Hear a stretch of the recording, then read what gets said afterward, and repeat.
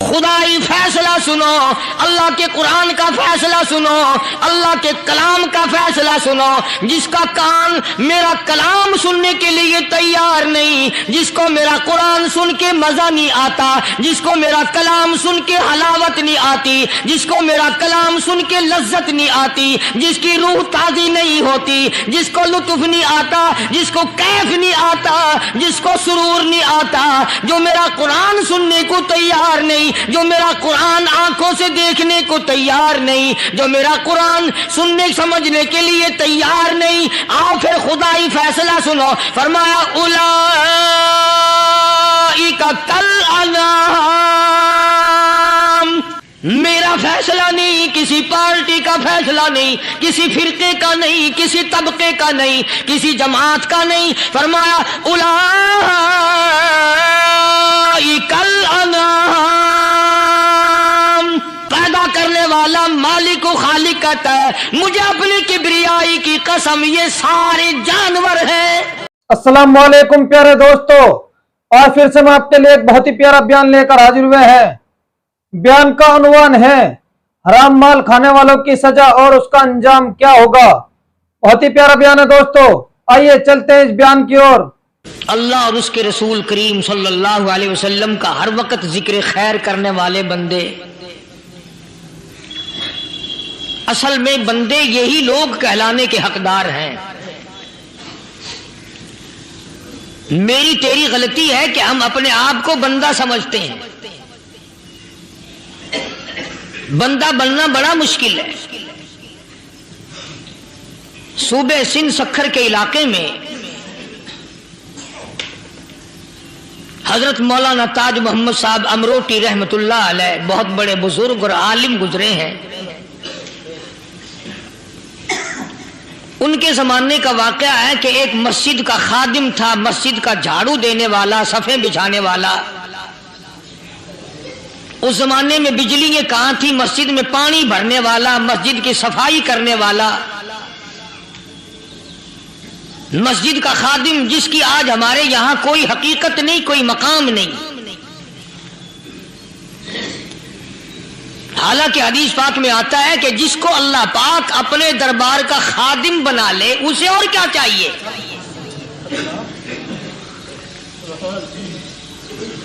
صدر کے ایوان صدر کے جھاڑو دینے والے کو فخر ہے میں ایوان صدر کا خادم ہوں۔ گورنر ہاؤس کے جھاڑو دینے والے کو فخر ہے میں گورنر ہاؤس کا خادم ہوں۔ کمشنر کے خادم کو فخر ہے میں کمشنر کا خادم ہوں۔ اور یہاں کوئی فخر نہیں کہ میں اس حکم الحاکمین کے دربار کا ایلچی ہوں۔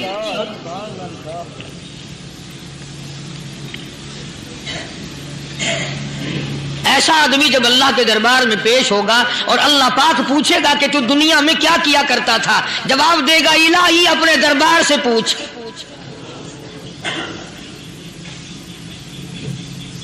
تو مسجد کا خادم تھا، نیک آدمی تھا، لوگوں کو اس کی حقیقت کا پتہ نہ تھا۔ اللہ والوں کی ایک یہ علامت بھی ہے، ایک یہ نشانی بھی ہے کہ وہ اپنے آپ کو چھپاتے ہیں، وہ لوگوں سے اپنے آپ کو مخفی رکھنا چاہتے ہیں۔ چنانچہ مسجد میں ایک خادم تھا، سکھر کے علاقے میں ایک مسافر آیا تو خادم نے اس کو روٹی بھی کھلائی، پانی بھی پلایا، خدمت بھی کی، اور عشاء کی نماز کے بعد اس مسافر کو کہنے لگا کہ میں تجھے مسجد میں نہیں رہنے دوں گا۔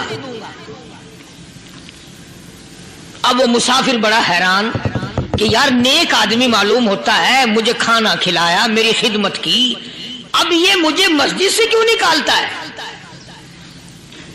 اس نے کہا صاحب مسجد میں کسی کو سونے کی اجازت نہیں، میں مسجد میں نہیں رہنے دیتا کسی کو بھی۔ تو مسافر کہتا ہے کہ اس کے کہنے سے میں نکل تو گیا، دل میں میرے یہ کہ کوئی خاص بات ہے، ورنہ یہ آدمی نہ تو نفرت کرنے والا، نہ تکبر کرنے والا، نہ فخر کرنے والا ہے کوئی بات۔ پہلے زمانے میں لوگ سوچا کرتے تھے، اب تو ایک منٹ میں کفر کا فتویٰ لگا دیتے ہیں۔ اب اگر آج کوئی اس نیت سے کہہ دے مسافر کو کہ بھئی یہاں چوری ہو جاتی ہے، لاؤڈ اسپیکر چوری ہو جاتے ہیں، گھنٹے چوری ہو جاتے ہیں، لہذا مسجد میں نہ سو، اور کوئی مسجد ہے تو پھر تھانہ ہو یا کہ मुसाफिर उस वक्त तो निकल गया और दूर जाकर के ईशा की नमाज के बाद फिर वापस आ गया। तो मस्जिद के खादिम ने सारे दरवाजे बंद कर लिए और दरवाजा बंद सारे बंद करके रात को अल्लाह अल्लाह करने बैठ गया। मुसाफिर कहता है जब वो कहता था अल्लाह हूं, कहता इतनी रोशनी मस्जिद में होती थी कि मुझे कड़ी और शैतीर नजर आते थे।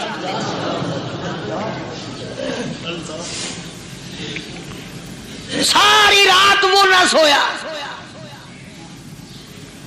ये जो झंडे लगा के बैठे हैं इन्हें कौन वली कहता है? वली को झंडा लगाने की जरूरत क्या पड़ी है? सुबह हुई, अजान से कुछ देर पहले उस मस्जिद के खादिम ने दरवाजे खोले, लोग आ गए। अब उस मुसाफिर ने तो हाल देख लिया था। सुबह की नमाज के बाद कहने लगा हजरत जी आपने छुपाने की तो बड़ी कोशिश की पर मैंने फिर भी देख लिया, मेरे लिए दुआ फरमाओ, मेरे लिए कोई दुआ फरमाओ। चुनाचे उस अल्लाह वाले ने, उस मस्जिद के खादिम ने, उस वली ने उसके लिए दुआ क्या की? अल्लाह ताला तुझे इंसान बनाए, अल्लाह पाक तुझे आदमी बनाए। अब वो मुसाफिर कहता है कि कमाल हो गया, ना मेरी दुकान के लिए दुआ की, न मेरे मकान के लिए दुआ की, न मेरे दौलतमंद होने की दुआ की, न मेरे जन्नत में जाने की दुआ की, न मेरे कब्र से अजाब से बचने की दुआ की। ये भी कोई दुआ जो अल्लाह तुझे बंदा बनाए? आप कौन सा मैं गधा हूं? ये भी कोई मेरे मतलब की दुआ की है? वो अल्लाह वाला समझ गया कि इसने मेरी दुआ की कदर नहीं समझी। मस्जिद में बैठे थे, पास बाजार था। उस अल्लाह वाले ने अपनी टोपी उतारकर उस मुसाफिर के सर पे रख दी और कहा जरा बाजार में झांक मार, जाती पाई हो, जरा झांकी हो बाजार में। जब उसने नजर डाली तो लोग चल रहे हैं, कोई गधे की शक्ल, कोई कुत्ते की, कोई खंजीर की, कोई भेड़िए की, कोई चित्ते की, कोई लोमड़ी की, कोई गिद्दड़ की शक्ल है। अच्छा वो मुसाफिर भी सियाना था, उसको ख्याल आया कि मैं अपने आप को तो देखूं, तो गिद्दड़ नजर आया। फिर उस अल्लाह वाले की दुआ की कदर हुई। तो इस पर ये मैंने जिक्र कर दी बात, एक हिकायत अल्लाह वाले की कि हम कोई बंदे। अब आप लोगों में से शाने आदमी ये कहते होंगे कि जी तूने तो बात बना दी मिंबर पे बैठ के, आदमी नहीं तो और हम क्या हैं? आओ जरा कुरान करीम से पूछें। फरमाया लहुम कुलूबुल ला यफ़क़हूना बिहा। अल्लाह पाक जल्ले शानु फरमाते हैं जिसका दिल कुरान करीम समझने का आदी नहीं।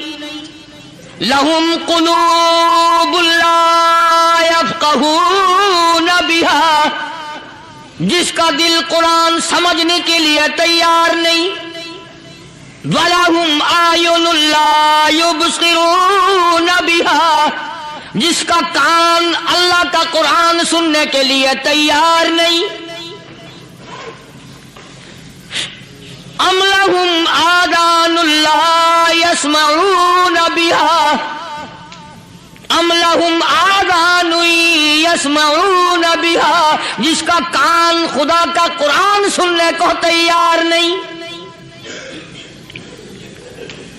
खुदाई फैसला सुनो, अल्लाह के कुरान का फैसला सुनो, अल्लाह के कलाम का फैसला सुनो। जिसका कान मेरा कलाम सुनने के लिए तैयार नहीं, जिसको मेरा कुरान सुन के मजा नहीं आता, जिसको मेरा कलाम सुन के हलावत नहीं आती, जिसको मेरा कलाम सुन के लज्जत नहीं आती, जिसकी रूह ताजी नहीं होती, जिसको लुत्फ नहीं आता, जिसको कैफ नहीं आता, जिसको सुरूर नहीं आता, जो मेरा कुरान सुनने को तैयार नहीं, जो मेरा कुरान आंखों से देखने को तैयार नहीं, जो मेरा कुरान सुनने समझने के लिए तैयार नहीं। आओ फिर खुदाई फैसला सुनो। फरमाया उलाइका कल अनाम। मेरा फैसला नहीं, किसी पार्टी का फैसला नहीं, किसी फिरके का नहीं, किसी तबके का नहीं, किसी जमात का नहीं। फरमाया उलाइकल अनाम। پیدا کرنے والا مالک و خالق کہتا ہے مجھے اپنی کبریائی کی قسم یہ سارے جانور ہیں،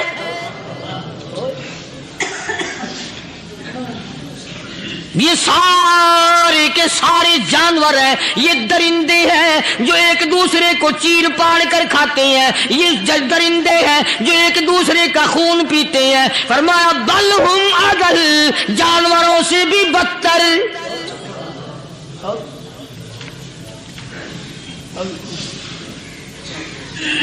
جس کے دل میں قرآن سن کر ترس نہیں، جس دل میں رحم نہیں، اپنے سے کمزور دیکھ کر جس کے دل میں شفقت نہیں، مہربانی کا مادہ نہیں، فرمایا وہ کوئی بندہ ہے، وہ تو جانور ہے۔ اور خدا غضب میں آ گیا، فرمایا بل ہم اضل، اس سے بھی بدتر۔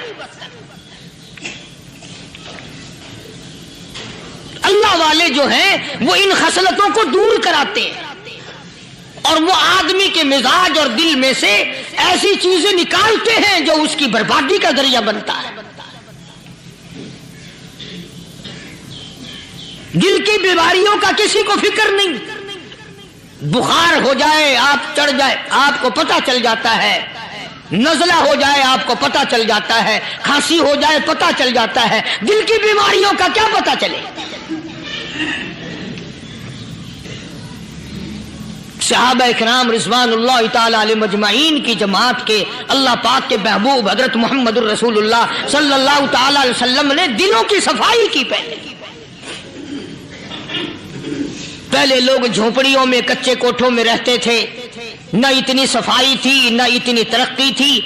آج برتنوں کی صفائی دیکھو، کپڑوں کی صفائی دیکھو، مکان کی صفائی دیکھو، رات دن بس اسی دھندے میں لگے ہوئے، سارا دن برتن دھونے سے فرصت نہیں، سارا دن کپڑوں کے بناؤ اور سنوار میں فرصت نہیں۔ تو اللہ والے ایسے موقع پر بڑی عجیب بات کہتے ہیں، وہی مجذوب ہے، مجذوب علی رحمت کہتے ہیں بظاہر تو ہر شے میں بے حد صفائی، بظاہر تو ہر شے میں بے حد صفائی، مگر دل میں ہے گندگی انتہائی۔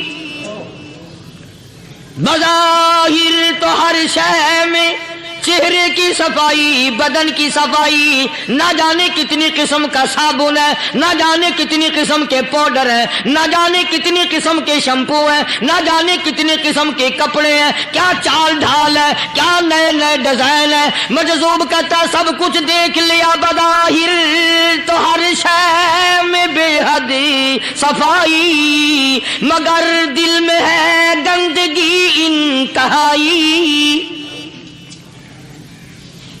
جس یار کی بیٹھک میں بیٹھ کے کھانا کھایا، جس رشتہ دار کی بیٹھک میں بیٹھ کے کھانا کھایا، اسی کی بہن کو دیکھ کر آبرو پہ ڈاکہ ڈالنے کا پروگرام ہے۔ جس دوست کے گھر میں بیٹھ کے کھانا کھایا، اسی دوست کی بیوی کی عزت لوٹنے کا پروگرام ہے۔ پرانے زمانے میں اب بھی دلی جیسے شہر میں اگر دعوت کی جاتی ہے تو وہاں ایک تشتری میں نمک آتا ہے سب سے پہلے۔ عرب میں بھی دستور تھا پرانے زمانے میں، اگر کوئی دعوت کرتا، کوئی تقریب کرتا، سب سے پہلے نمک آتا تھا۔ ایک ایک انگلی ہر شخص نمک چاٹتا تھا۔ کیا مطلب؟ جس نے نمک چاٹ لیا اب وہ نمک حرامی نہیں بنے گا۔ اس گھر میں چوری کرنا، اس گھر کی آبرو کا غلط تصور لانا، اس گھر کے مال میں خیانت کرنا وہ حرام سمجھتا تھا جس گھر کا میں نے نمک چکھ لیا۔ اور مسلمانوں کی بات نہیں، ہندوؤں کی بھی یہ باتیں تھی۔ مولانا محمد علی صاحب جلندری سب قید رحمت اللہ علیہ فرمایا کرتے تھے کہ ایک سکھ تھا بہت بڑا ڈاکو، مسلمان اور ہندو مل کر اس کو ساتھ ملا کر کے لے گئے کہ یہاں اس گاؤں میں اس پنڈ میں ڈاکہ ڈالے۔ سفر کر کے گئے، تکلیف اٹھا کے گئے۔ اس سکھ ڈاکو نے پوچھ لیا کہ یہ کون سا گاؤں ہے کہ یہ فلانا ہے۔ اچھا سارے کے سارے یہ تلاش کرو، یہ سوچ بچار کرو، اپنے پنڈ کی، اپنے علاقے کی، کسی مسلمان کی، کسی ہندو کی، کسی سکھ کی، کسی چوڑے چمار کی اس گاؤں میں لڑکی تو نہیں؟ ہمارے یہاں سے کوئی لڑکی تو شادی ہو کے یہاں نہیں آئی ہوئی۔ उन सारों में से कहने लगा कि हमारे भंगी की लड़की जमादार की यहाँ आई हुई है। कहने लगा वापस चलो, बेटी बेटी है, चाहे भंगी की हो या नवाब की हो। अरे कल बेटी का डोला दिया था, आज धक्का डालेंगे, शर्म नहीं आएगी?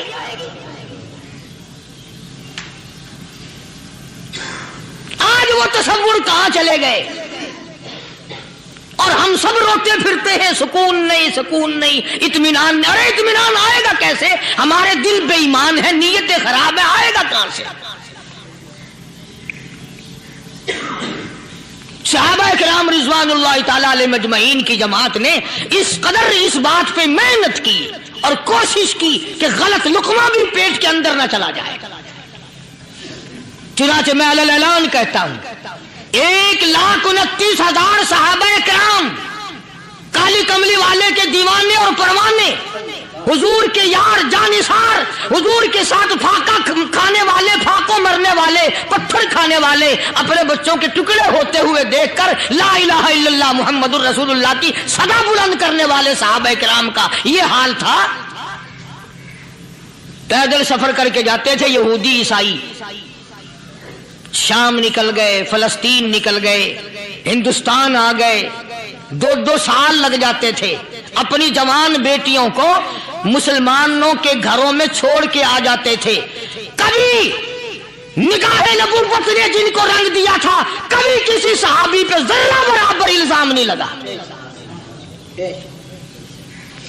उन यहूदियों का, उन ईसाइयों का यह अकीदा था कि मोहम्मद सल्लल्लाहु अलैहि वसल्लम के जो गुलाम हैं, इनकी निगाह भी पाक है, इनके दिल भी पाक है, इनके इरादे भी पाक है, इनके हाथ भी पाक है।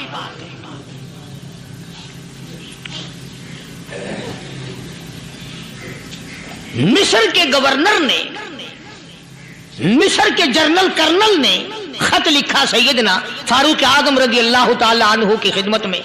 दौरे खिलाफत है हजरत फारूक आजम का। क्या खत लिखा कि हुजूर मुझे काफी वक्त गुजर गया है और फला इलाके में आपके हुक्म से हमने जाना है और रास्ता सिर्फ एक है और उस रास्ते में जाल बिछा दिया गया। अब मुझे मशवरा दे, मैं क्या करूं, हुक्म दे मुझे। जाल क्या बिछा दिया गया कि हमें पता चल गया है ईसाइयों ने प्रोग्राम बनाया, सैकड़ों लड़कियां तलाश कर करके बड़ी खूबसूरत हसीना इकट्ठी की हैं, उनको गाने बजाने की ट्रेनिंग दी है, उनको अच्छी अच्छी आवाजों वाली लड़कियां ढूंढ के लाए हैं और उन्होंने ये प्रोग्राम बनाया कि जब मुसलमानों की फौज इस गली से गुजरेगी, इन कोठों के ऊपर चढ़ के गाना बजाना करेंगे ताकि उनके दिल में बदमाशी आए और उनका बेड़ा गर्क हो।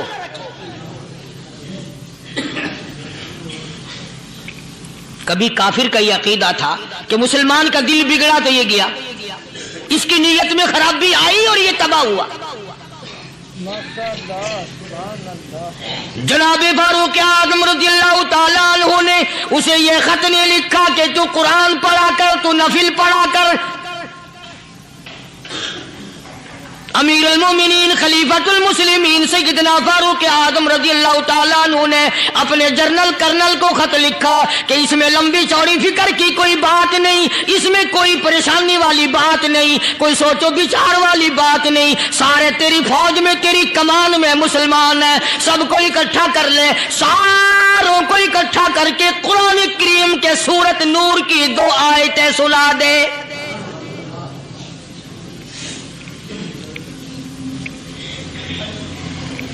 ये भी नहीं फरमाया कि सजा सुनाओ, इतने कोड़े लगेंगे, जो खिलाफ करेगा यूं कैद होगी, यूं कोर्ट मार्शल कर दिया जाएगा, कुछ नहीं। जनाबे फारूक आज़म रज़ियल्लाहु ताला अन्हु की राय देखो, उनके ख्याल में कुरान करीम में इतनी बड़ी ताकत है, इतनी बड़ी अजमत है, इतनी बड़ी करामत है, कलाम इलाही में इतना बड़ा शरफ है। ऐलान कर दिया, फरमाया अपने कर्नल को सारी फौज को, लश्कर को इकट्ठा करके कुरान करीम की फुला फुला आयत सुना दे।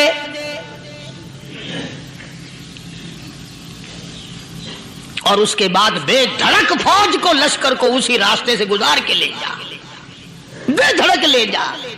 हाय, कभी कुरान की 2 आयतों से काम बन जाता था, अब सारे कुरान से मेरा तेरा काम नहीं बनता।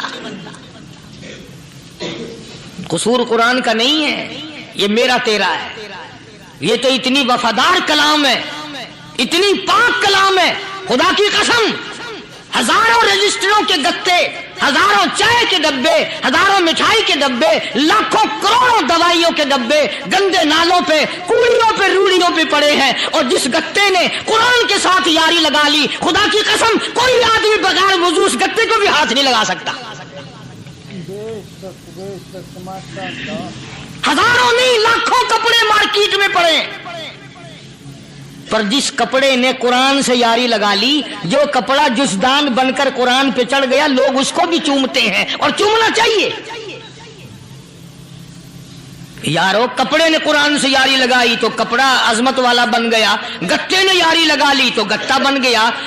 ہزاروں قسم کے کاغذات روزانہ ذلیل ہوتے پھرتے ہیں، جس کاغذ پہ قرآن لکھا گیا وہ عظمت پا گیا، جس سیاہی سے قرآن لکھا گیا وہ سیاہی عظمت والی بن گئی۔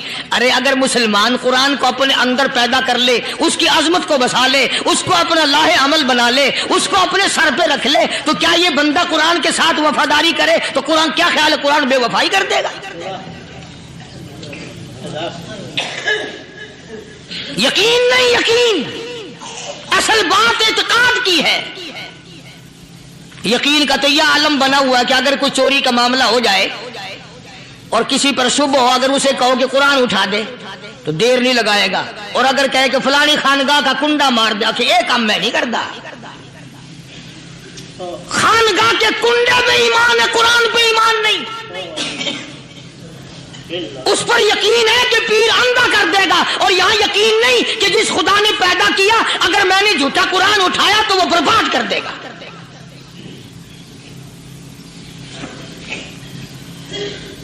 عجیب عجیب لوگ۔ چنانچہ مصر کے کرنل نے، مصر کے جنرل نے ساری فوج کو اکٹھا کر لیا۔ اس نے بھی یہ بات تو نہیں کہی کہ فاروق اعظم کو دوبارہ خط لکھتا کہ حضرت یہ تو 2 آیتیں آپ نے لکھی، یہ تو سارا قرآن روز پڑھتے ہیں، پر بنے گا کیا؟ جیسے فاروق اعظم کا یقین تھا، فاروق اعظم کی فوج کے کرنل کا بھی یقین ہے، فاروق اعظم کے فوج کے جنرل کا بھی یقین ہے۔ اس نے ساری فوج کو اکٹھا کیا، لشکر کو جمع کیا، اور اس کے بعد کہنے لگا قل للمؤمنین یغضوا من ابصارکم ویحفظوا فروجہم ذالک ازکی لہم ان اللہ خبیر بما یصنعون۔ او لوگوں، خدا تمہیں کہتا ہے اپنی آنکھوں کی حفاظت کرو، اگر تمہاری نظریں غلط جگہ پڑی اپنی عزت کی حفاظت کرو، اپنی آبرو کی حفاظت کرو، اگر غلط نظریں پڑی، غلط استعمال ہوئی، ان اللہ خبیر بما یصنعون،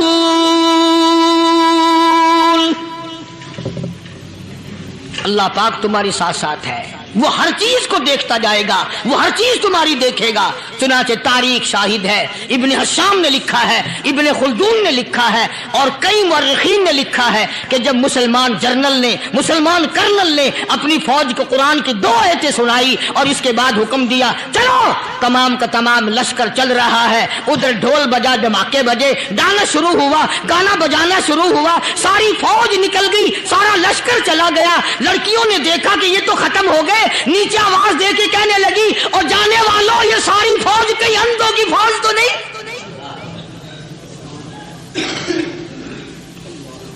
یہ حسن کا نظارہ اور یہ ڈانس اور یہ آواز، ہم ناچ ناچ کے تھک گئی، کوئی سر نہیں اٹھاتا۔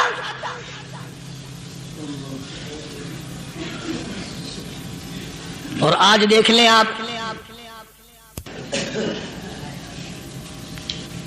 ہر گھر کے اوپر وہ لگا ہوا ہے ایریل، لعنت کا ایریل لگا ہوا ہے، لعنت کا ایریل۔ حاجیو تم کیا کہتے ہو کہ ہمارے گھر کا اس میں کیا بگڑے گا؟ خدا کی قسم وہ بگڑتا ہے، وہ دیمک لگتی ہے، وہ تباہی پھرتی ہے، تمہیں پتہ بھی نہیں چلتا۔ تم نے کیا سوچ رکھا ہے؟ مسلمان کرنل کے حکم پہ ساری فوج نکل گئی، ناچنے والی گانے والی لڑکیاں عیسائیوں کی حیران ہیں، क्या हुआ, लाखों की तादाद में फौज गुजर गई, कोई निगाह उठा के नहीं देखता। एक मुसलमान सिपाही गुजरता गुजरता नीची नजरें किए कहने लगा, सर कैसे उठाए, निगाह कैसे कोई उठाएगा। ये सारे के सारे अल्लाह का कुरान सुनकर आए हैं।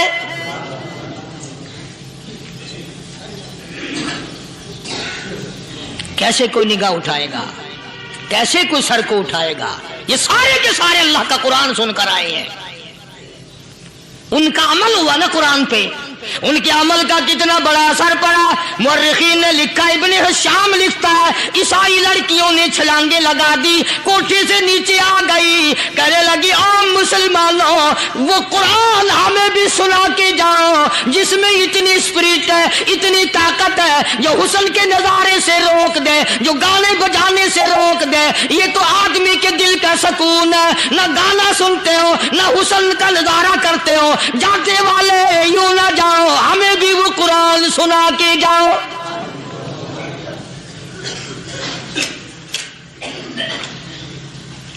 उस कुरान में कितनी बड़ी ताकत है, वो कितनी अजमत होगी उसमें, उस कलाम में कितनी बरकत होगी, जिस कलाम में ये तासीर है कि वो ऐसी ऐसी चीजों से रोक देता है। चुनाचे एक मुसलमान सिपाही चलता भी जाता है और कहने लगा, वकुल्लिल मुमिनीन,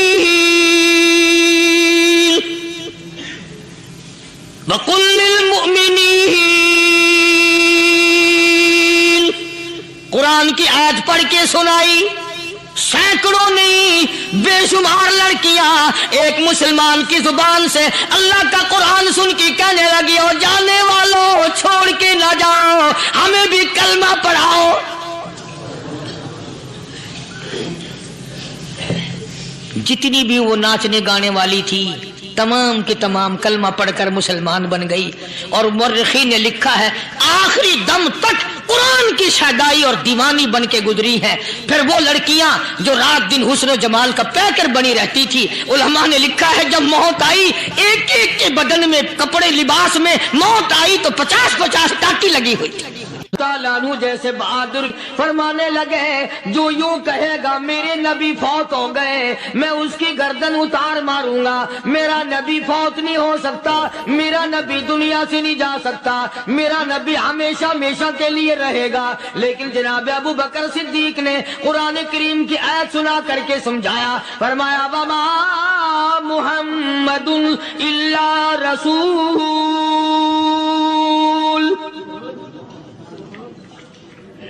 क़द ख़लत मिन क़ब्लिहि रुसूल।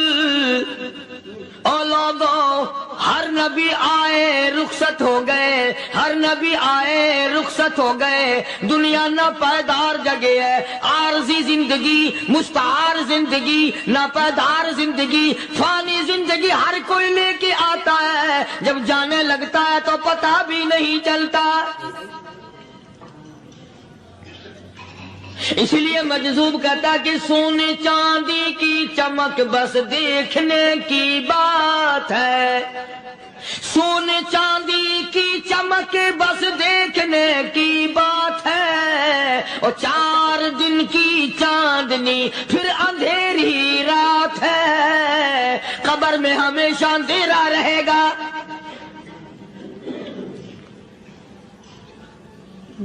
सहाबा इकराम ने वो सदमा देखा, वो परेशानी देखी, कायनात में किसी ने नहीं देखी।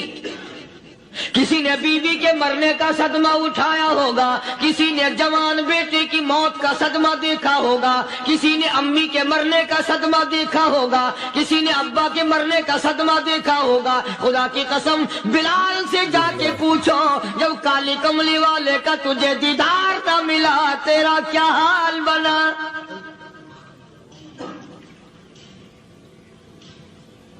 सहाबा इकराम ने वो इश्क निभाया, कमाल कर दिया। बड़े से बड़ी मुसीबत आई, इस्लाम का सौदा नहीं, ईमान का सौदा नहीं, दुनिया की तरफ आए ही नहीं। कौन इन हजरात का मुकाबला करेगा। کئی لوگ کہہ دیتے ہیں جی صحابہ انسان تھے، ان سے بھی غلطی ہو، میں ٹھیک ہے، میں کہتا ہوں تھے تو انسان، پر یہ دیکھو شاگرد کس کے ہیں؟ صحابہ ہیں تو انسان، پر یہ اندازہ لگاؤ مرید کس کے ہیں؟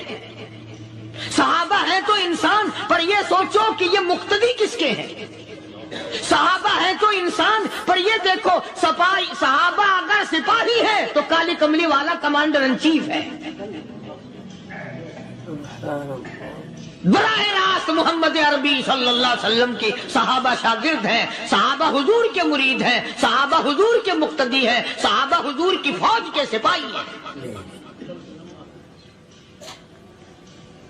ایک ایک نے کمال کر دیا۔ جناب ابو بکر صدیق رضی اللہ تعالیٰ عنہ فرماتے ہیں میں اچانک محلے میں جا نکلا، ابو بکر کہتا ہے میری یہ عادت تھی، شروع پہ جو اسلام آیا مکے میں، چودھری مارتے ہیں، رئیس مارتے ہیں، سردار مارتے ہیں، کمزوروں کو مارتے ہیں، جو کلمہ پڑھتا تھا پہاڑ ٹوٹ جاتے تھے،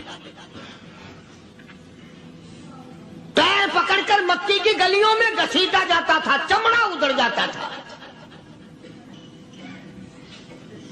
آج یہ بات کہنا بڑا آسان ہے، تبلیغی ساتھی سفر کرتے ہیں، تکلیف اٹھاتے ہیں، اگر جی جاؤ کافروں کو کلمہ سکھا کے آؤ، اور کلمہ تو تیرے پلے نہیں تو کافروں کو تو پھر پہنچائیں گے نا۔ 80 سال کی عمر ہے، کلمہ صحیح نہیں آتا، قبر بالکل سر پہ ہے، موت سر پہ ہے، قبر سامنے ہے، پھر بھی کلمہ نہیں آتا۔ اور میں تو کئی مرتبہ کہا کرتا ہوں کہ یہ بھی فکر کیا کرو کہ اس نبی کی ذات پر تم درود پاک پڑھتے ہو صلی اللہ علیہ وسلم، جس کی ذات پہ خود خدا درود بھیجتا ہے، فرشتے بھیجتے ہیں، ہزاروں بار مجھ کو عنبر سے منہ دھو کر کے اگر درود پڑھو تو ڈرنا چاہیے بے ادبی نہ ہو جائے، تو غلط درود پڑھتا ہے نبی کی ذات پہ،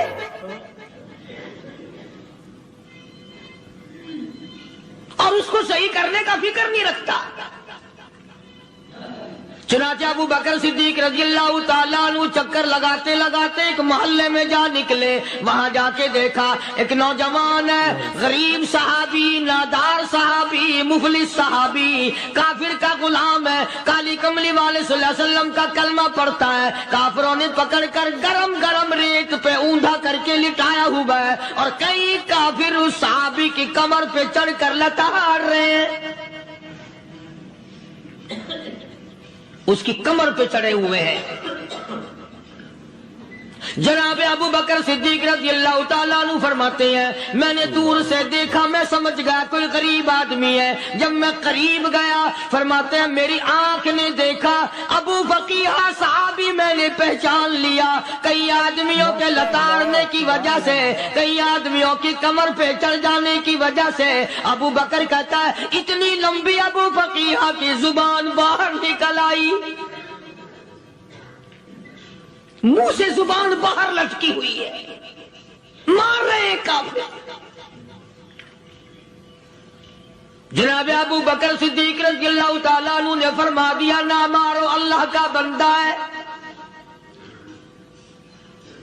وہ کہنے لگے بندہ تو اللہ کا ہوگا، غلام ہمارا، اور کلمہ اس نبی کا پڑھتا ہے، ہمارا غلام ہو کر کلمہ پڑھتا ہے، کیوں؟ جب تک جان سے نہ مر جائے گا ہم چھوڑیں گے نہیں، ہم اسے ختم کر کے دم لیں گے۔ اس نبی کا کلمہ پڑھتا ہے، ہمارے سامنے پڑھتا ہے۔ جناب ابو بکر صدیق رضی اللہ تعالیٰ عنہ نے منع کر دیا، منع کرنے میں اور زیادہ مچر گئے، اور زیادہ خرمستی کرنے لگے۔ ابو بکر فرماتے ہیں میں بالکل قریب کھڑا تھا، ظالموں نے ابو فقیہ کی پسلیوں پہ، کمر پہ چھلانگیں لگانی شروع کر دی۔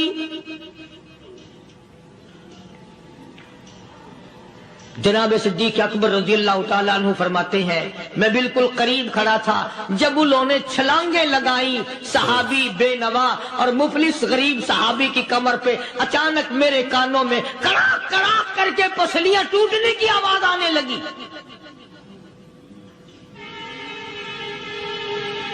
میرے سے برداشت نہ ہوا، میں برداشت نہ کر سکا، جناب ابو بکر رضی اللہ تعالیٰ عنہ فرماتے ہیں میں نے کہا ظالمو سودا کر لو میں خرید لوں گا. لا الہ الا اللہ. انہوں نے جو منہ مانگے دام مانگے جناب ابو بکر صدیق رضی اللہ تعالیٰ عنہ نے وہ دام دے دیے پیسے دے دیے. ہاں ہاں غریب کی ہمدردی کی مظلوم کی ہمدردی کی. آج ہمارے پاس جو پیسہ ہے وہ کنجری پہ خرچ ہو سکتا ہے بدماشی پہ خرچ ہو سکتا ہے ٹیپ ٹلو اور فیشن پہ خرچ ہو سکتا ہے اللہ کے دین پہ خرچ کرنے کی ہمیں توفیق نہیں ہوتی. سارے سال کی کمائی کا حساب لگائیں کہ ہم نے کتنا اپنے بیوی بچوں پہ خرچ کیا کتنا اللہ اور اس کے رسول اور اللہ کے قرآن پہ خرچ کیا.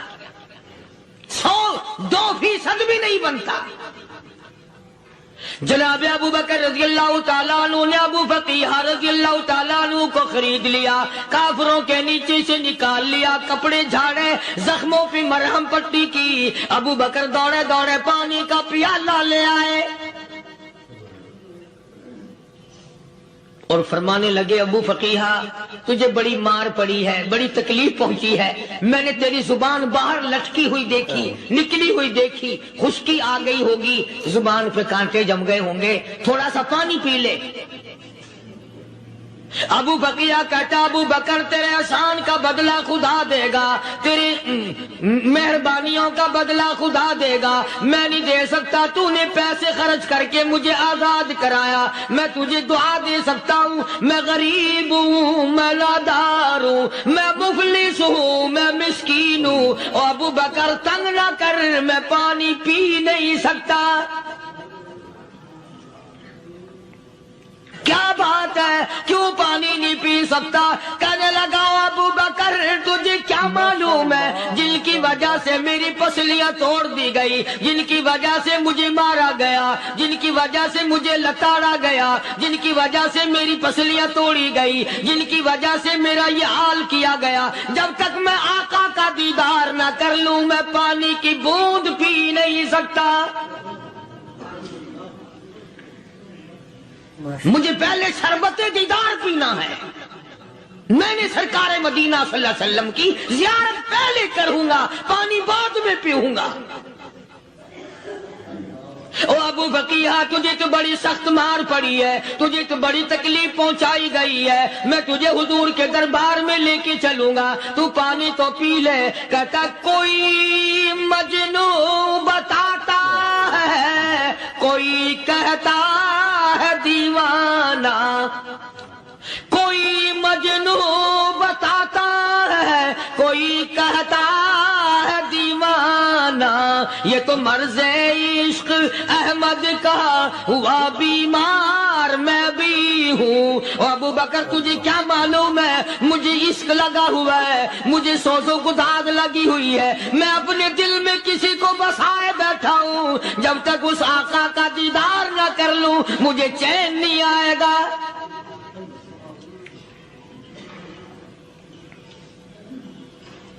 ہمیں عورتوں سے محبت ہے ہمیں اولاد سے محبت ہے ہمیں کوٹھی بنگلے سے پیار ہے ہمیں روپے سے پیار ہے ہمیں بڑی جاہ و حشم سے پیار ہے اور خدا اور اس کے رسول سے پیار کرنے والے لوگ مدینے کے قبرستان میں سو گئے. قرآن سے پیار کرنے والے لوگ حضور کے درباری لوگ وہیں سو گئے. اندازہ لگاؤ کوئی مار کھا کے اپنے ماں باپ کے پاس جائے گا کوئی بھائی برادری میں جائے گا کوئی تھانے میں رپورٹ لکھوانے جائے گا کوئی اسپتال میں سرٹیفکیٹ لینے جائے گا کوئی ڈاکٹری کرانے جائے گا. ابو فقیہ تم کتنے خوش نصیب ہو امام الانبیاء کے دربار میں چلے ہو.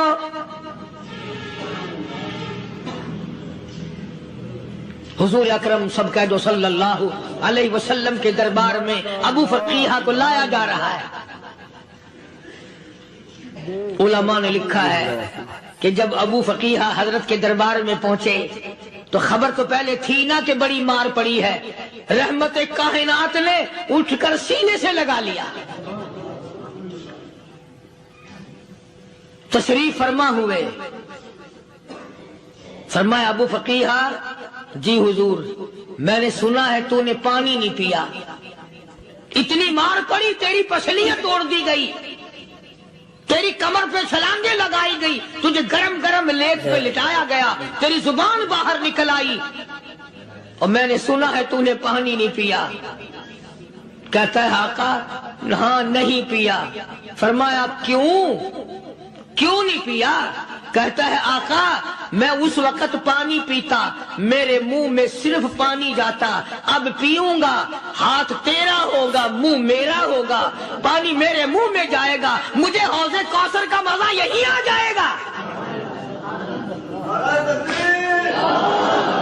مجھے لطف آئے گا محمد عربی صلی اللہ علیہ وسلم کے ہاتھ سے پانی پینے کا۔ علماء نے لکھا ہے کہ حضرت نے جب اپنے رحمت والے ہاتھ سے ہاں وہ انگلی چاند کو اشارہ کیا، جگر پھنس کر ٹکڑے ہو گئے، وہ انگلی اشارہ کیا سورج واپس ہو گیا، وہ انگلی درخت اپنی جڑیں چھوڑ کر پیغمبر کے قدموں میں آ گئے، وہ انگلی جن میں کنکر پہاڑ کے لیے تو کلمہ پڑھنا شروع کر دیا، وہ انگلی اونٹ کی طرف کی تو بول پڑا، وہ انگلی چڑیا سامنے آئی تو انہوں نے شکایت کر دی، وہ انگلی جن کو دیکھ کر کے بیت اللہ پھر گیا۔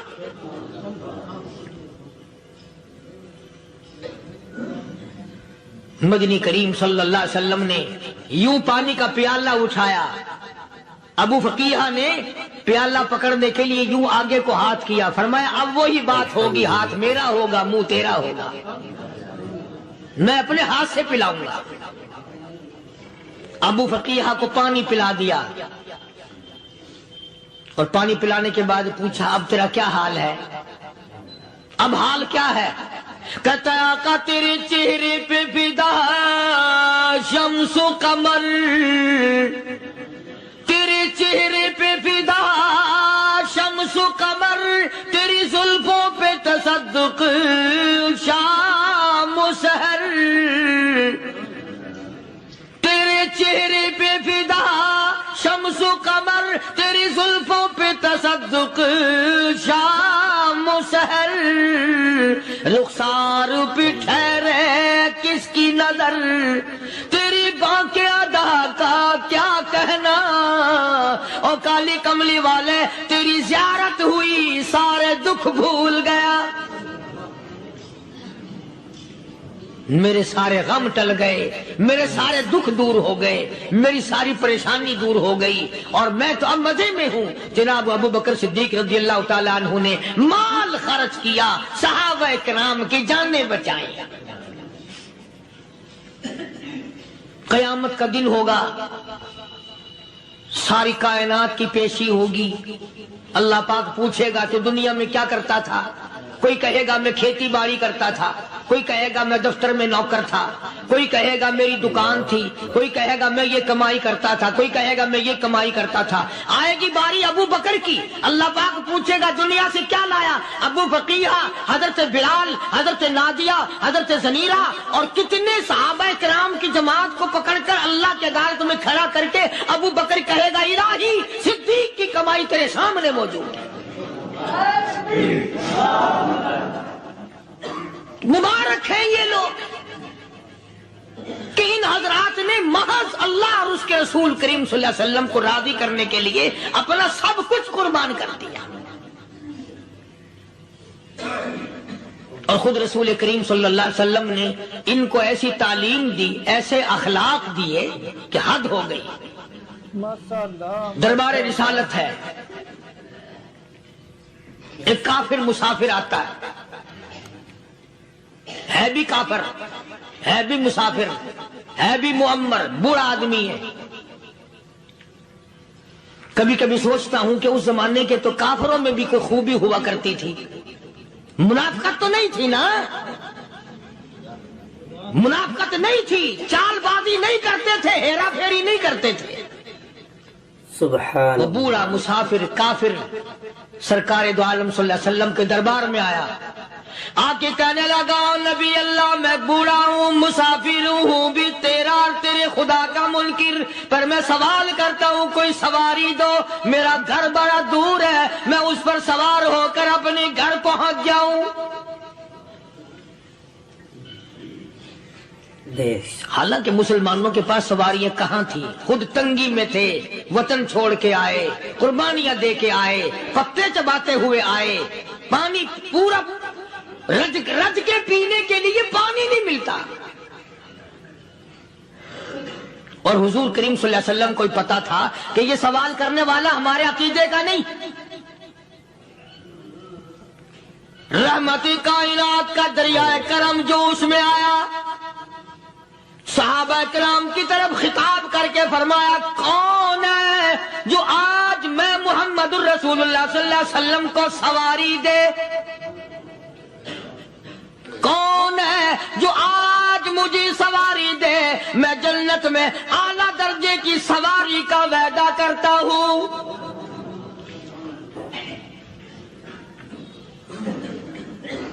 حضرت عبادہ بن ثابت رضی اللہ تعالیٰ عنہ صحابے اٹھے اور اپنی ڈاچی، اپنی اونٹنی حضور کے ہاتھ میں پکڑا دی، اور حضور نے اس مسافر کو دے دی کہ لے بھائی سواری تجھے مل گئی۔ اب وہ مسافر جو تھا بوڑھا، وہ کہنے لگا جی میرے پاس کپڑا بھی نہیں ہے، اب تم جیسا اگر کوئی سیٹ ہوتا نا آنکھیں نکالتا کہ ہم نے تیرے لیے یہاں کو ٹیکسٹائل مل چلا رکھے، سواری مل گئی تو اور آگے کو چل گیا، راستہ پکڑا پڑا جا۔ خدا جانے دھکے دیتے، خدا جانے مکے مارتے، خدا جانے کتنی باتیں بناتے۔ امام الانبیاء محبوب کبریا حضرت محمد مصطفیٰ صلی اللہ تعالی علیہ وسلم پھر کھڑے ہو گئے، صحابہ کرام کو خطاب کر کے فرمایا کون ہے جو آج مجھے کپڑا دے، کل میں جنت میں اعلیٰ درجے کی پوشاک اور لباس جوڑوں کا وعدہ کرتا ہوں۔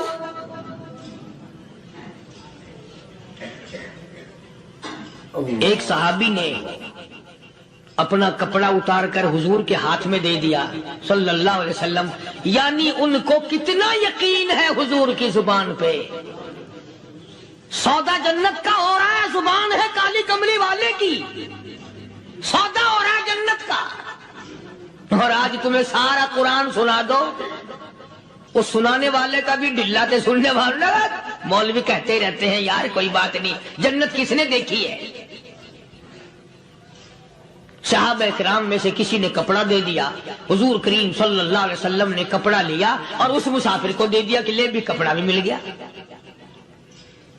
ہے بھی کافر، اپنے عقیدے کا نہیں، اپنے قبیلے کا نہیں، اپنے خاندان کا نہیں۔ اب وہ کہنے لگا کہ نبی اللہ مجھے بھوک بھی لگی ہے، میں نے روٹی بھی کھانی ہے۔ مدنی کریم صلی اللہ تعالی علیہ وسلم پھر کھڑے ہو گئے اور صحابہ کرام کو خطاب کر کے فرمایا کون ہے جو مجھے آج کھانا دے، روٹی دے، کل میں جنت میں اعلیٰ درجے کے کھانے کا وعدہ کرتا ہوں۔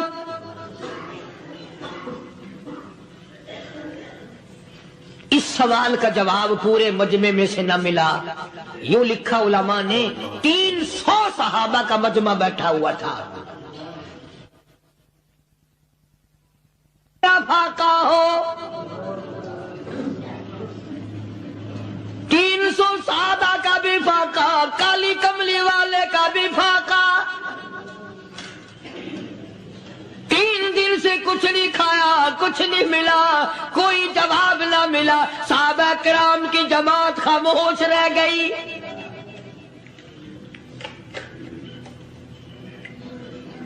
سلمان فارسی رضی اللہ تعالیٰ عنہ اٹھے اور اس مسافر کا ہاتھ پکڑا اور کہنے لگا میں تجھے ایسے دروازے پہ لے کے چلوں گا جہاں سے کچھ نہ کچھ کھانے کے لیے مل جائے گا۔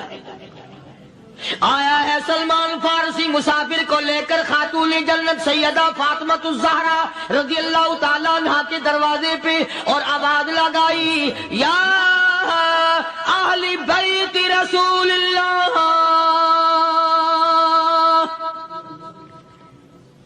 انطعموا فی سبیل اللہ،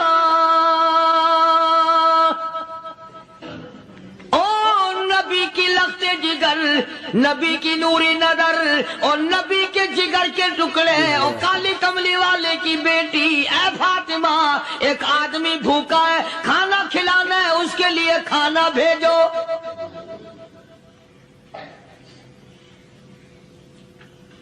اندر سے آواز آتی ہے اور رونے کیسی آواز میں جواب ملا. سیدنا حسن سیدنا حسین رضی اللہ تعالیٰ عنہما، ان کی شکلیں دیکھو، 4 دن کے فاقے نے بچوں کی شکل بگاڑ دی. لا الہ. پیغمبر کے نواسوں کا فاقہ، پیغمبر کا نواسا، پیغمبر کی بیٹی کا فاقہ، تمام مسلمان فاقے سے ہیں. کوئی گلہ نہیں کرتا، کوئی شکایت نہیں کرتا، کوئی اعتراض نہیں کرتا. اسی حالت میں اگر جنگ بھی ہو جائے تو صحابہ پھر بھی پیچھے رہنے کو تیار ہیں.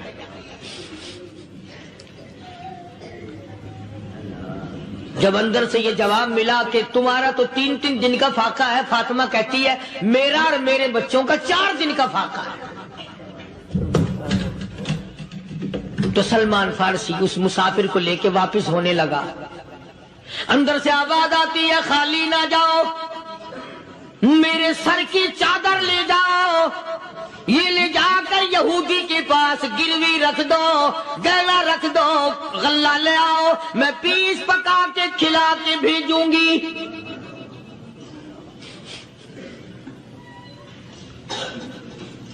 کہاں آج ایسے سخی عورت ہیں، کہاں ایسے سخی مرد ہیں. مسافر کو کون کھلائے، دین پر خرچ کون کرے. کسی طالب علموں کو، آپ میں سے اکثریت ایسے لوگوں کی ہے جنہوں نے ساری عمر میں، سارے سال میں کبھی ایک قرآن پڑھنے والے طالب علم کو روٹی نہیں کھلائی، اور پھر یہ کبھی نہیں سوچا کہ میں آخر کما رہا ہوں تو کیا کر رہا ہوں. بس شیطان یوں کہہ دیتا ہے یہ تو بڑے بڑے امیروں کا کام ہے، تو غریب آدمی ہے، تیرے بس کا یہ کہاں کام ہے.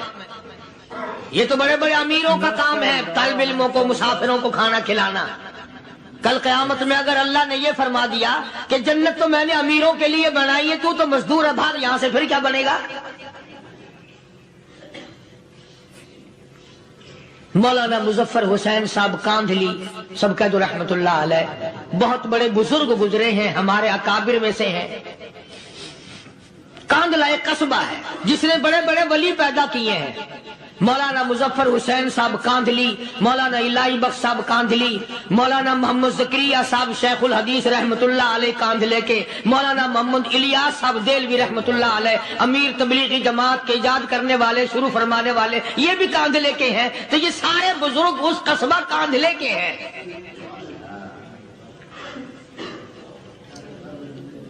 تو مولانا مظفر حسین پانی پت سے پیدل چل دیے اپنے کاندھلے کرانے کی طرف. راستے میں ایک بستی آئی، شام ہو گئی تو حضرت نے وہیں قیام کر لیا، ٹھہر گئے. عصر کی نماز پڑھی، مغرب کی نماز پڑھی، مسجد میں صفائی کی، اذان دی. کوئی ایک آدھ آدمی آیا تو جماعت کر لی. وہ جو آدمی آیا اس نے پوچھا مولانا آپ مسافر ہیں؟ کہ جی ہاں. کہ رات کو یہی رہو گے؟ کہ جی حضور. وہ آدمی 3 روٹیاں لے کر آیا اور مولانا نے وہ 3 روٹیاں کھا لی اور سو گئے. تو مولانا فرماتے ہیں کہ مجھے اس رات میں حضور اکرم صلی اللہ علیہ وسلم کا 3 مرتبہ دیدار مل گیا. 3 مرتبہ حضور کی مجھے زیارت ملی. مولانا فرماتے ہیں میں تو اگلے دن بھی وہاں ٹھہر گیا کہ یہ جگہ چھوڑنے کی ہے، جہاں اتنی بڑی دولت ملے یہاں تو ساری عمر پڑا رہے آدمی. تو حضرت فرماتے ہیں کہ اگلے دن وہی مسافر، مولانا مسافر ہیں، وہی آدمی ہے، 2 روٹیاں لے کر آیا. اور مولانا فرماتے ہیں میں نے 2 روٹیاں کھا لی تو اس رات کو مجھے 2 مرتبہ حضور صلی اللہ علیہ وسلم کا دیدار ملا.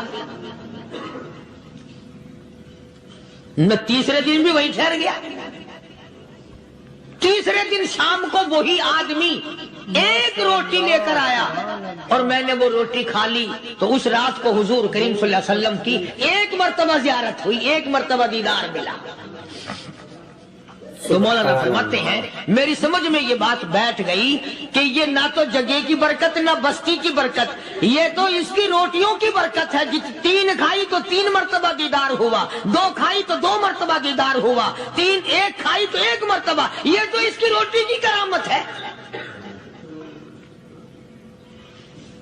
تو وہی آدمی جو روٹی لانے والا تھا وہ کہنے لگا مولانا کل آپ تشریف لے جائیں، یہاں نہ ٹھہرنا۔ تو حضرت فرماتے ہیں میں نے کہا کیوں بھائی، مجھے تو ایسی دولت مل رہی ہے میں یہیں پڑا رہا ہوں۔ وہ کہنے لگا اللہ والے آپ کو پتا نہیں، پرسوں میں مزدوری کر کے اتنا ہی آٹا لایا تھا کہ 3 روٹیاں بنی، اتنا ہی آٹا بنا تھا 3 روٹیاں بنی، میں اپنے نام کی روٹی اٹھا کے چل دیا۔ میری بیوی نے پوچھا کہاں؟ میں نے بتایا مسجد میں ایک اللہ والا مسافر ہے۔ وہ کہنے لگی میں بھی فاقہ کر لوں گی، میرے نام کی روٹی بھی اس مسافر کے لیے لے جا۔ کہتا ہے میں نے دونوں اٹھا لی، تیسری روٹی ایک بچہ ہمارا اس کے لیے چھوڑ دی۔ وہ بچہ کہنے لگا اچھا ماں باپ جنت میں جائیں، بیٹا کدھر رہے گا؟ میں بھی فاقہ کروں گا، میرے نام کی بھی لے جا۔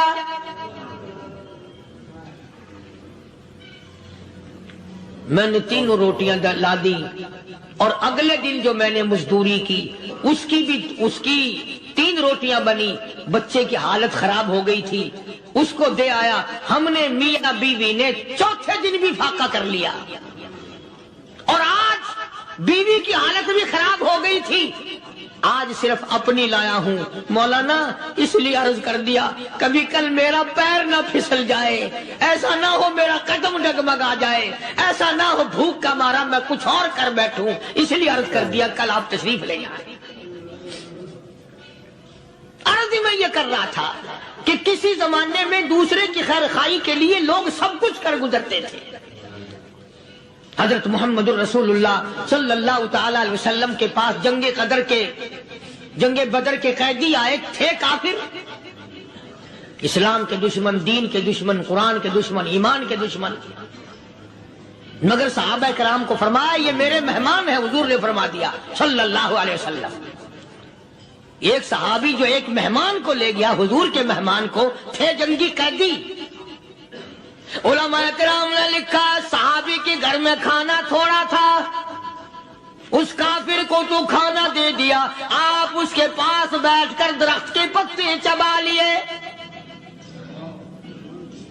دوسرا دن آیا پھر ایسا ہی کیا، اس حضور کے مہمان جنگ بدر کے قیدی کافر کو کھانا کھلایا، خود درخت کے پتے چبا لیے۔ تیسرا دن آیا، وہ جنگی کافر کہنے لگا، قیدی کہنے لگا آج پہلے کلمہ پڑھا پھر روٹی کھلا، میں پہلے مسلمان بنتا ہوں اس کے بعد میں کھانا کھاؤں گا۔ ارے تم اتنے اپنے اوپر دوسرے کو ترجیح دیتے ہو کہ ہم کافر بھی ہیں، تمہیں مارنے والے تمہیں مارنے آئے تھے، اور تمہارا حال یہ کر دیا کالی کمری والے نے کہ خود پتے چباتے ہو، دشمن کو کھانا کھلاتے ہو، خود درختوں کے پتے چبا رہے ہو۔ محمد صلی اللہ علیہ وسلم نے تمہیں اتنا اونچا بنا دیا، نگاہ نبوت نے تمہیں ایسا رنگ دیا، اور نبی کے دروازے نے تمہیں وہ دیا کہ قیامت آ سکتی ہے، مگر صحابہ تمہاری دولت نہیں چھین سکتے۔ تو فاطمۃ الزہرا رضی اللہ تعالی عنہا نے سر کی چادر اتار کر دے دی سلمان فارسی کو کہ یہ لے جا، یہودی کے پاس جا کے گروی رکھ دے، دانا غلہ لے آ، میں پیس پکا کے کھلا کے بھیجوں۔ سلمان فارسی کہتے ہیں رضی اللہ تعالی عنہ کہ ہم چادر لے کر کے یہودی کے پاس گئے اور یہودی کو سارا قصہ بتایا۔ اس یہودی نے چادر لے کر رکھ لی اور غلہ تولنے لگا دینے کے لیے، تو رو رہا تھا۔ ہم نے پوچھا تجھے کیا ہوا، تو کیوں رویا؟ کہنے لگا مسلمانوں ہماری توریت میں واقعہ موجود ہے، قصہ موجود ہے، آخر الزمان پیغمبر صلی اللہ علیہ وسلم کی بیٹی کی دروازے پہ ایک بھوکا کافر مسافر آئے گا، اس کا پیٹ بھرنے کے لیے نبی کی بیٹی اپنی چادر اتار کر گروی رکھ دے گی، یہودی کے پاس غلہ منگوا کے کھانا کھلائے گی۔ آج توریت کی بات سچی ہو گئی، چادر آئی رکھی ہے، میں وہ یہودی ہوں۔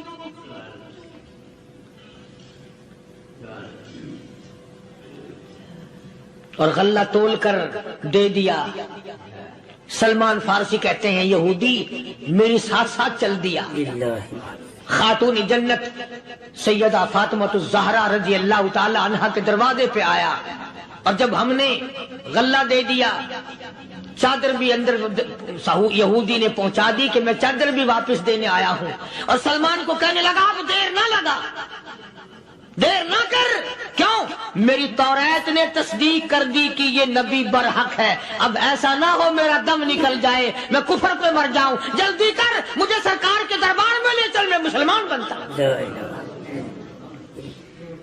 اور اسی کو جا کے کہنے لگا تیری صورت، تیری سیرت، تیرا نقشہ، تیرا جلوہ، تیری صورت، تیری سیرت، تیرا نقشہ، تیرا جلوہ، تبسم گفتگو بندہ نوازی خندہ پیشانی، او کالی کملی والے میرا دل ہو، تیرا گھر ہو، تیرا در ہو، میرا سر ہو، تمنا مختصر سی ہے مگر تمہید طولانی۔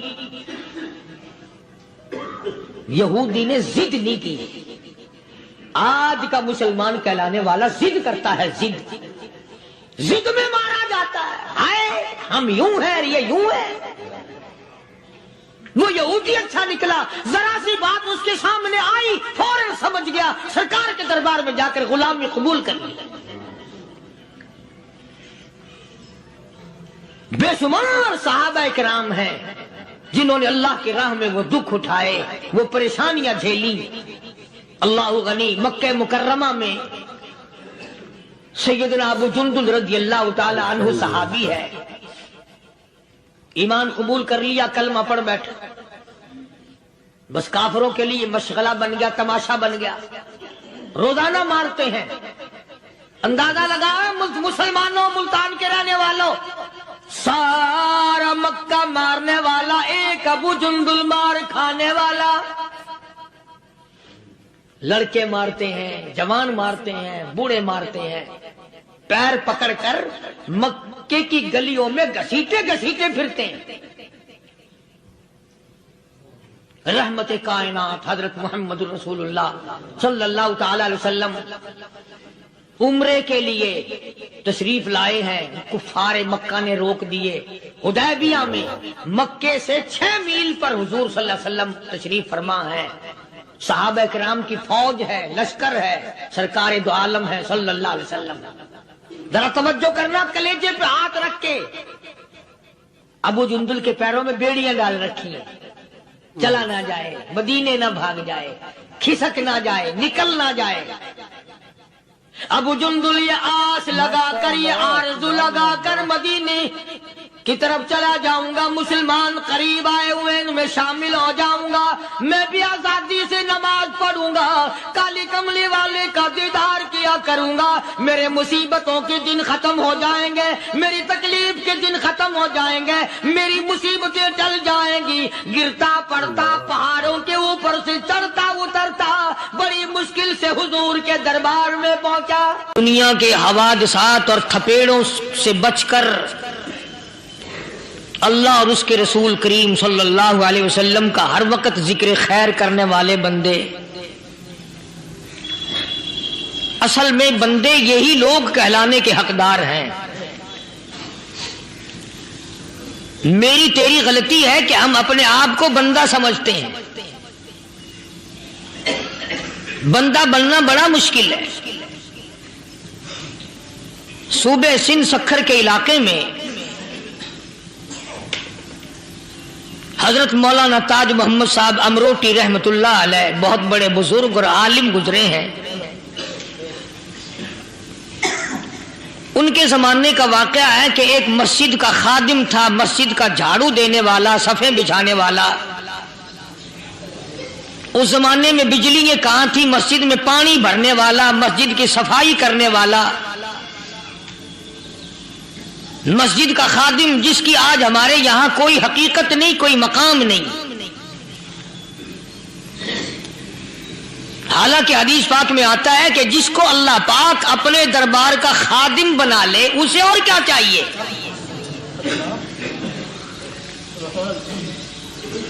صدر کے ایوان صدر کے جھاڑو دینے والے کو فخر ہے میں ایوان صدر کا خادم ہوں. گورنر ہاؤس کے جھاڑو دینے والے کو فخر ہے میں گورنر ہاؤس کا خادم ہوں. کمشنر کے خادم کو فخر ہے میں کمشنر کا خادم ہوں. اور یہاں کوئی فخر نہیں کہ میں اس حکم الحاکمین کے دربار کا ایلچی ہوں.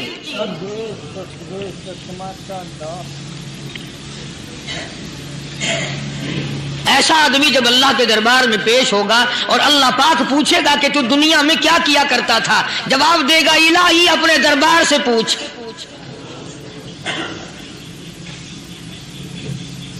تو مسجد کا خادم تھا, نیک آدمی تھا, لوگوں کو اس کی حقیقت کا پتہ نہ تھا. اللہ والوں کی ایک یہ علامت بھی ہے, ایک یہ نشانی بھی ہے کہ وہ اپنے آپ کو چھپاتے ہیں, وہ لوگوں سے اپنے آپ کو مخفی رکھنا چاہتے ہیں. چنانچہ مسجد میں ایک خادم تھا, سکھر کے علاقے میں ایک مسافر آیا تو خادم نے اس کو روٹی بھی کھلائی, پانی بھی پلایا, خدمت بھی کی. اور عشاء کی نماز کے بعد اس مسافر کو کہنے لگا کہ میں تجھے مسجد میں نہیں رہنے دوں گا. اب وہ مسافر بڑا حیران کہ یار نیک آدمی معلوم ہوتا ہے, مجھے کھانا کھلایا, میری خدمت کی, اب یہ مجھے مسجد سے کیوں نکالتا ہے. اس نے کہا صاحب مسجد میں کسی کو سونے کی اجازت نہیں, میں مسجد میں نہیں رہنے دیتا کسی کو بھی. تو مسافر کہتا ہے کہ اس کے کہنے سے میں نکل تو گیا, دل میں میرے یہ کہ کوئی خاص بات ہے, ورنہ یہ آدمی نہ تو نفرت کرنے والا, نہ تکبر کرنے والا, نہ فخر کرنے والا ہے. کوئی بات پہلے زمانے میں لوگ سوچا کرتے تھے, اب تو ایک منٹ میں کفر کا فتویٰ لگا دیتے ہیں. اب اگر آج کوئی اس نیت سے کہہ دے مسافر کو کہ بھئی یہاں چوری ہو جاتی ہے, لاؤڈ اسپیکر چوری ہو جاتے ہیں, گھنٹے چوری ہو جاتے ہیں, لہذا مسجد میں نہ سو, اور کوئی مسجد ہے تو پھر تھانہ ہویا کہ مسافر اس وقت تو نکل گیا اور دور جا کر کے عشاء کی نماز کے بعد پھر واپس آ گیا. تو مسجد کے خادم نے سارے دروازے بند کر لیے اور دروازہ بند سارے بند کر کے رات کو اللہ اللہ کرنے بیٹھ گیا. مسافر کہتا جب وہ کہتا تھا اللہ ہو کہتا اتنی روشنی مسجد میں ہوتی تھی کہ مجھے کڑی اور شیطیر نظر آتے تھے.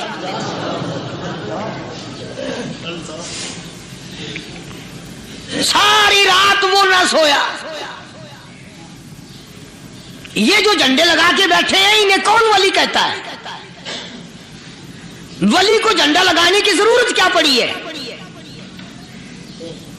صبح ہوئی, اذان سے کچھ دیر پہلے اس مسجد کے خادم نے دروازے کھولے, لوگ آ گئے. اب اس مسافر نے تو حال دیکھ لیا تھا. صبح کی نماز کے بعد کہنے لگا حضرت جی آپ نے چھپانے کی تو بڑی کوشش کی, پر میں نے پھر بھی دیکھ لیا, میرے لیے دعا فرماؤ, میرے لیے کوئی دعا فرماؤ. چنانچہ اس اللہ والے نے, اس مسجد کے خادم نے, اس ولی نے اس کے لیے دعا کیا کی؟ اللہ تعالیٰ تجھے انسان بنائے, اللہ پاک تجھے آدمی بنائے.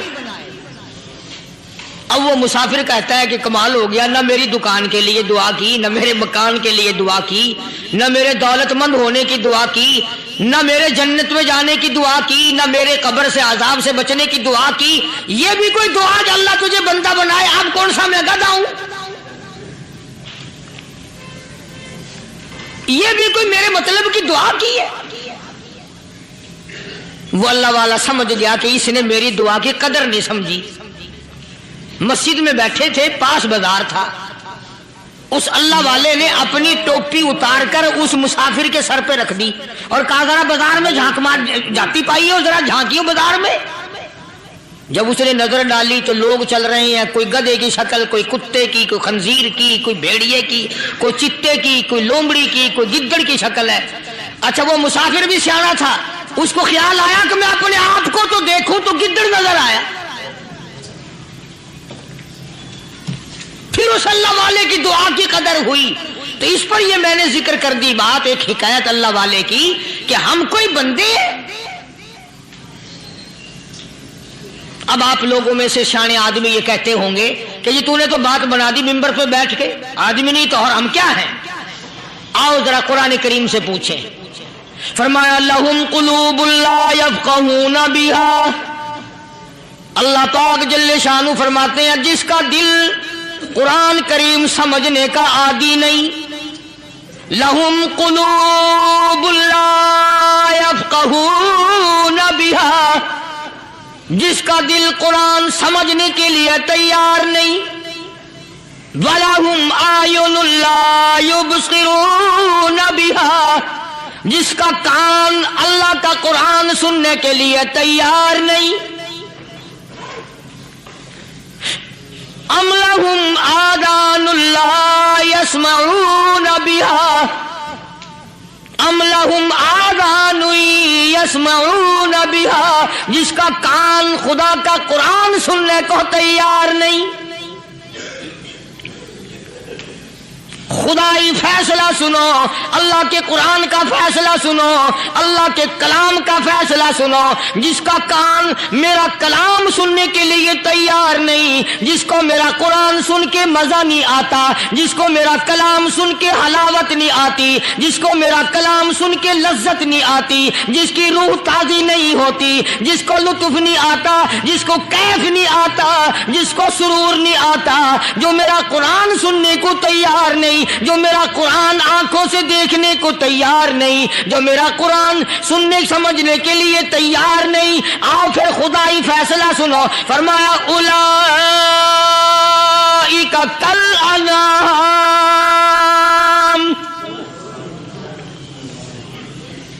میرا فیصلہ نہیں، کسی پارٹی کا فیصلہ نہیں، کسی فرقے کا نہیں، کسی طبقے کا نہیں، کسی جماعت کا نہیں. فرمایا اولئک الانعام، پیدا کرنے والا مالک و خالق کہتا ہے مجھے اپنی کبریائی کی قسم یہ سارے جانور ہیں.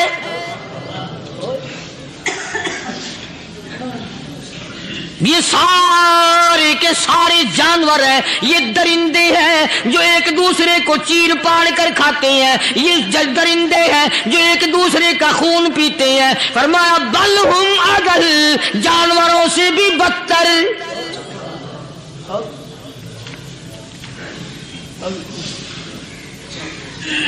جس کے دل میں قرآن سن کر ترس نہیں، جس دل میں رحم نہیں، اپنے سے کمزور دیکھ کر جس کے دل میں شفقت نہیں، مہربانی کا مادہ نہیں.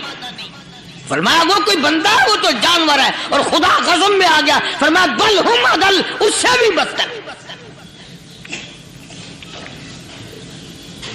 اللہ والے جو ہیں وہ ان خصلتوں کو دور کراتے ہیں اور وہ آدمی کے مزاج اور دل میں سے ایسی چیزیں نکالتے ہیں جو اس کی بربادی کا ذریعہ بنتا ہے. دل کی بیماریوں کا کسی کو فکر نہیں. بخار ہو جائے آپ چڑھ جائے آپ کو پتہ چل جاتا ہے، نزلہ ہو جائے آپ کو پتہ چل جاتا ہے، کھانسی ہو جائے پتہ چل جاتا ہے. دل کی بیماریوں کا کیا پتہ چلے؟